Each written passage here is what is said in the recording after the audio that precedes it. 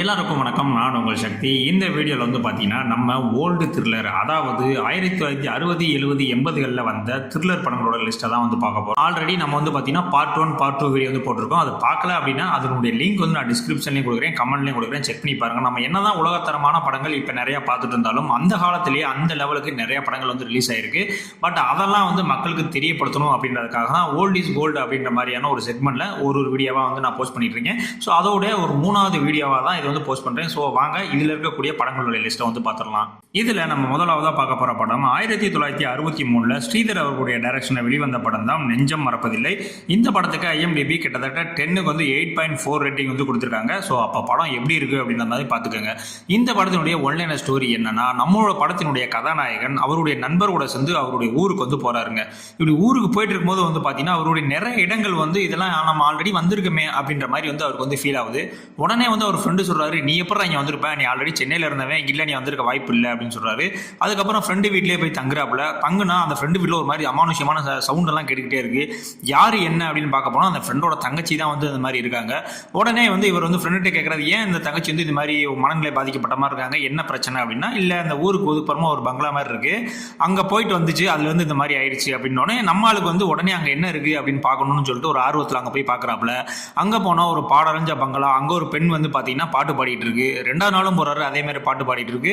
அவருடைய போட்டோ வந்து பாத்தீங்கன்னா அந்த பங்களால இருக்கு. ஏன்னா என்னுடைய போட்டோ இங்க இருக்கு அப்படின்னு மாதிரி ரொம்ப அதிர்ச்சியா பாக்குறாப்ல. அதுக்கப்புறம் படத்துல என்ன நடந்துச்சு அப்படின்றத அந்த படத்தினுடைய ஒன்லைன் ஸ்டோரி.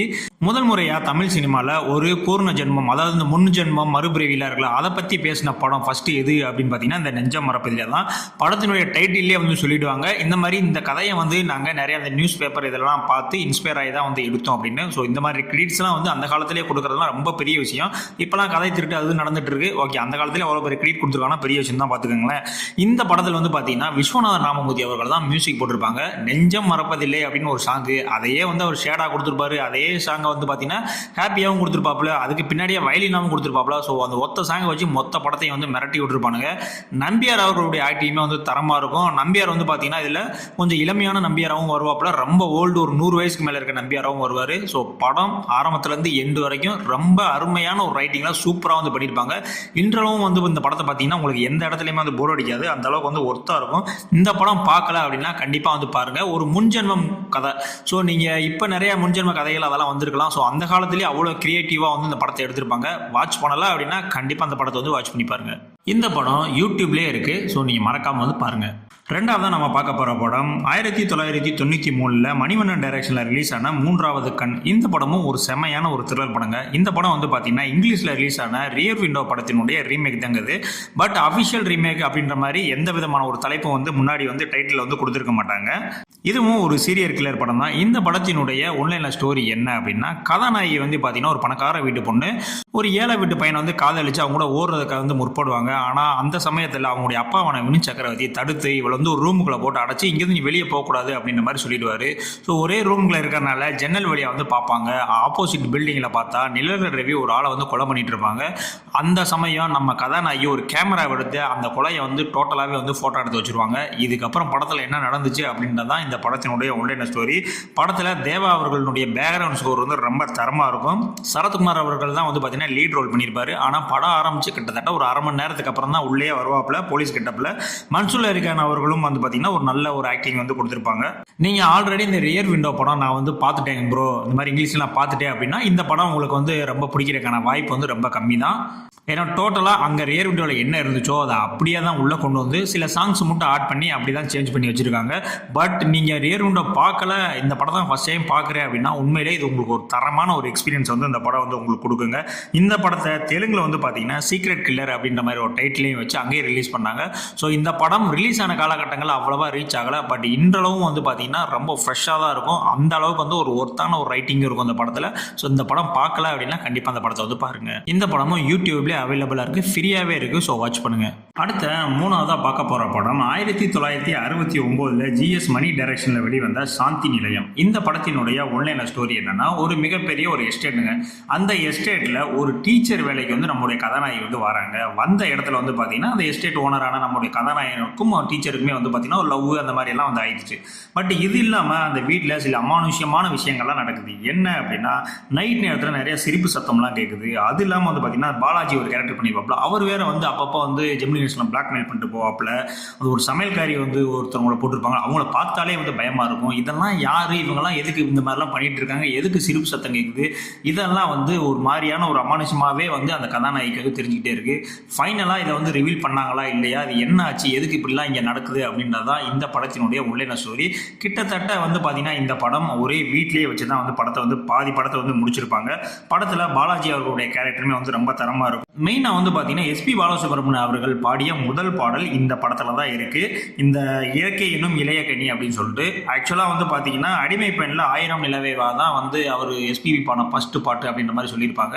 ஆக்சுவலா 2 படமும் ஒரே நேரத்தில் எடுக்கப்பட்டுச்சு. ஃபர்ஸ்ட் அந்த படம் ரிலீஸ் ஆனதால அதுதான் ஃபர்ஸ்ட் பாடல் அப்படின்ற மாதிரி ஆகிப்போச்சு. பட் மற்றபடி இந்த படத்துல வந்து பாத்தீங்கன்னா கிளைமேக்ஸ்ல ஒரு ட்விஸ்ட் ரிவீல் பண்ணுவாங்க. அதுவுமே வந்து ரொம்ப அருமையா இருக்கும். ஸோ படத்தினுடைய ஆரம்பத்துல இருந்து முடிவு வரைக்கும் எந்த இடத்துலையுமே வந்து தொய்வு இல்லாம ஒரு அருமையான ஸ்கிரீன் பிளேல அந்த படத்தை வந்து மூவ் பண்ணியிருப்பாங்க. இந்த படத்தை நீங்க பார்க்கல அப்படின்னா கண்டிப்பா பாருங்க. இந்த படம் யூடியூப்லேயே அவைலபிளா இருக்கு.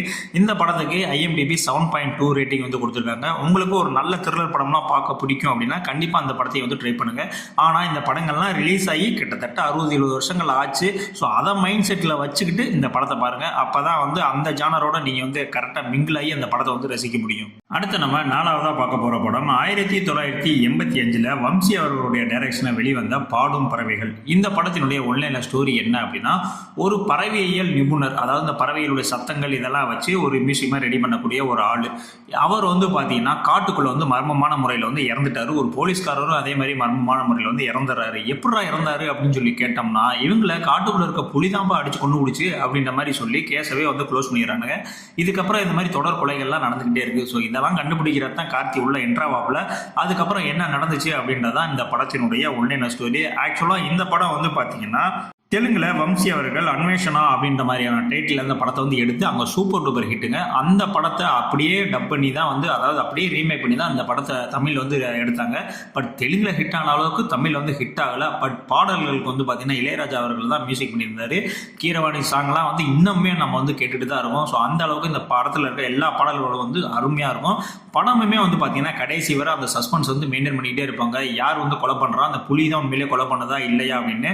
ஸோ கிளைமேக்ஸில் தான் வந்து ஒரு ட்விஸ்ட் வந்து ரிவீல் பண்ணுவாங்க. கொஞ்சம் ப்ரிடிக்டபிளா தான் இருக்கும். பட் அந்த காலகட்டங்களில் இந்த படங்களை அப்சர்வ் பண்ணி தான் மிகப்பெரிய வெற்றி வந்து அந்த காலத்தில் அடைஞ்சிருக்கு. ஸோ அந்த மைண்ட் செட்டில் பார்த்தோம் அப்படின்னா கண்டிப்பாக இந்த படமும் உங்களுக்கு வந்து பிடிக்கும். இந்த படங்கள்லாம் வந்து பார்த்தீங்கன்னா கண்டிப்பாக நம்ம மிஸ் பண்ணவே கூடாது. நீங்களாம் சினிமாவில் வரலாம் இருந்தீங்க அப்படின்னா இந்த படங்கள்லாம் கண்டிப்பாக நீங்கள் வந்து பார்த்துருக்கணும். இந்த படமும் யூடியூப்லேயே வந்து அவைலபிளாக இருக்குது. இந்த படத்துக்கு IMDb 10க்கு 7.7 ரேட்டிங் வந்து கொடுத்துருக்காங்க. அடுத்து நம்ம ஃபைனலாக சொல்ல போகிற படம் 1976 எஸ்பி முத்துராமன் அவருடைய டைரக்ஷனில் ரிலீஸ் ஆன துணிவே துணை. இந்த படம் தான் நான் சொன்ன இந்த 5 படங்களில் என்னுடைய ஃபேவரட் எதுன்னு பார்த்தீங்கன்னா இந்த துணிவே துணை படம் தான். இதில் ஹீரோவா வந்து பார்த்தீங்கன்னா ஜெய்சங்கர் அவர்கள் தான் நடிச்சிருப்பாங்க. இந்த படத்தினுடைய கதையே கொஞ்சம் வித்தியாசமாக இருக்குங்க. அதாவது பொன்வயல் அப்படின்ற மாதிரியான ஒரு கிராமம். அந்த கிராமத்தில் எந்த விதமான ஒரு தப்பு தண்டா அந்த மாதிரிலாம் நடக்கிறது இல்லை. அப்படியே நடந்தாலும் அங்கே இருக்கிற காளியாத்தா வந்து குன்றும் அப்படின்ற மாதிரிலாம் வந்து ஒரு கதை வந்து கூறப்பட்டு இருக்கு. ஸோ இதெல்லாம் உண்மையா பொய்யா அப்படின்னு விசாரிக்கிறதுக்காக ஜெய்சங்கர் அவர்கள் வந்து களத்தில் இறங்குவாப்புல, அந்த கிராமத்துக்குள்ள வருவாப்புல. அதுக்கப்புறம் என்ன நடந்துச்சு அப்படின்றது தான் இந்த படத்தினுடைய ஒன்லைன் ஸ்டோரி. படம் ஃபுல்லாகவே வந்து பார்த்தீங்கன்னா செம்ம த்ரில்லிங்காக வந்து எடுத்திருக்கோம். இப்போவும் சொல்கிறேன், நீங்கள் டிவிலேயே கேடிவிலேயே அடிக்கடி இந்த படம் வந்து போட்டிருப்பாங்க. அந்த மாட்டு வண்டியில் ஒருத்தன் உட்காந்துருப்பான். ஸோ அந்த மாட்டு வண்டியில் ஏறி போகும்போது வந்து பார்த்தீங்கன்னா பின்னாடி ஒரு ஆவி வந்து பாட்டு பாடிக்கிட்டே வரும். நம்ம ஆளுக்கு வந்து அந்த சலங்க சவுண்ட்லாம் வந்து கேட்டுகிட்டே வரும். ஸோ அதெல்லாம் பார்க்கும் போதே வந்து அந்த 90s கிட்ஸுக்குலாம் வந்து செம்ம அப்படியே ஒரு கூஸ் பம்ஸாக ஒரு பயமாக இருக்கும். ஸோ அந்த அளவுக்கு வந்து ஒரு ஒர்த்தான ரைட்டிங் வந்து இந்த படத்தில் வந்து இருக்கும். படம் ஃபுல்லாகவே ஒரு த்ரில்லர் ஜானரில் தான் வந்து மூவ் ஆகும். ஜெய்சங்கர் அவர்களுடைய ஆக்டிங் வந்து பார்த்தீங்கன்னா இந்த படத்தில் டாப் நாச்சாக இருக்குங்க. நீங்கள் படம் பார்த்தீங்க அப்படின்னா கண்டிப்பாக நீங்கள் வந்து ஒரு ஜெய்சங்கர் அவருடைய ஃபேனாகவே வந்து மாறிடுவீங்க. ஸோ அந்த அளவுக்கு வந்து ஒரு தரமான ஆக்டிங் வந்து இந்த படத்தில் வந்து கொடுத்துருப்பாப்புல. இந்த படமும் யூடியூப்லேயே வந்து அவைலபிளாக இருக்குது. IMDb 7.2 ரேட்டிங் வந்து கொடுத்துருக்காங்க. பார்க்கல அப்படின்னா இந்த படத்தெல்லாம் நீங்கள் கண்டிப்பாக போய் பாருங்கள். ஒரு தரமான ஒரு த்ரில்லர் படம் பார்த்த ஃபீல் வந்து உங்களுக்கு கண்டிப்பான முறையில் கிடைக்கும். ஃபைனலாக நான் சொல்கிறது என்னன்னா, இப்போ நான் சொன்ன எல்லா படங்களும் அந்த அந்த காலகட்டங்களை மைண்டில் வச்சுக்கிட்டே நீங்கள் பாருங்கள். இப்போ உள்ள ட்விஸ்ட் அண்ட் டர்ன்ஸ்லாம் அங்கே இருக்குமா அப்படின்னா அங்கேயும் இருக்கும். பட் அந்த காலகட்டத்துக்கு ஏற்ற மாதிரிலாம் இருக்கும். ஸோ அதெல்லாம் திங்க் பண்ணி வச்சுக்கிட்டு அதுக்கப்புறம் நீங்கள் படம் பார்த்தீங்க அப்படின்னா கண்டிப்பாக அந்த படம் உங்களை வந்து என்ஜாய் பண்ண வைக்கும். இப்போ நான் சொன்ன இந்த 5 படங்களில் உங்களுக்கு ஃபேவரட்டான படம் எது அப்படின்றத கண்டிப்பாக வந்து கமெண்ட்ஸில் சொல்லுங்கள். இந்த 5 படங்களில் இல்லாமல் ப்ரோ இதெல்லாம் பாருங்க ப்ரோ அப்படின்ற மாதிரி இருந்துச்சுன்னா ஸோ அதையும் கமெண்ட்ஸில் சொல்லுங்கள். அதையும் நான் பார்த்துட்டு அடுத்த ஒரு வீடியோ வந்து கன்வெர்ட் பண்ணுறேன். இந்த வீடியோ உங்களுக்கு பிடிச்சிருந்துச்சு அப்படின்னா கண்டிப்பாக பார்ட் 4 வீடியோவும் நான் கண்டிப்பாக வந்து போஸ்ட் பண்ணுவேன். பார்ட் 4 வீடியோ வேணும் அப்படின்னா கண்டிப்பாக பார்ட் 4 அப்படின்ற மாதிரி கமெண்ட்ஸில் வந்து போடுங்க. இதே மாதிரியான அடுத்த ஒரு வீடியோவில் வந்து உங்களை சந்திக்கிறேன். நன்றி.